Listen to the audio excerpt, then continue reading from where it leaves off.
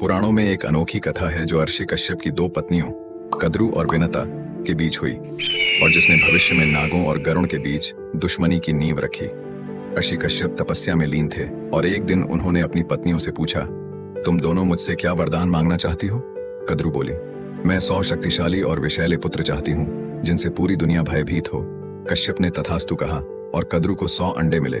उन अंडों को बड़े जतन से रखा गया ताकि समय आने पर वो हैच हो सकें। फिर आई विनता की बारी। विनता ने कहा, मैं केवल 2 पुत्र चाहती हूँ लेकिन वो कद्रु के बच्चों से अधिक शक्तिशाली हों। कश्यप ने तथास्तु कहा और विनता को 2 बड़े अंडे मिले। उन अंडों को भी सहेज कर रखा गया। समय बीता, कद्रु के अंडे एक एक करके फूटने लगे और उनमें से नाग प्रकट होने लगे। उनमें से एक था वासुकी जो आज भी शिव जी के गले में विराजमान है और दूसरा था शेषनाग जो विष्णु जी के शैया पर निवास करते हैं। जब कद्रु के 100 पुत्र नागों का जन्म हो रहा था तो विनता अधीर हो गई।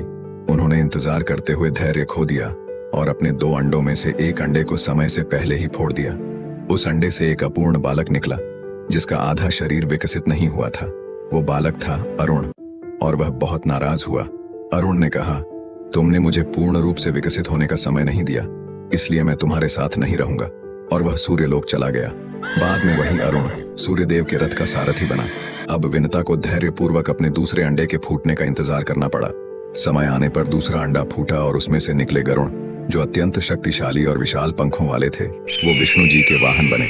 कद्रु के पुत्र जो नाग थे और विनता के पुत्र गरुण, दोनों में जन्मजात शत्रुता थी। नागों और गरुणों के बीच गहरी दुश्मनी पैदा हो गई और इस दुश्मनी की शुरुआत यहीं से हुई। गरुण नागों के साथ खड़े नहीं हो सकते थे और नाग गरुण से घृणा करते थे। यहीं से शुरू हुई एक ऐतिहासिक टकराव की कहानी जो आज भी पुराणों में जानी जाती है।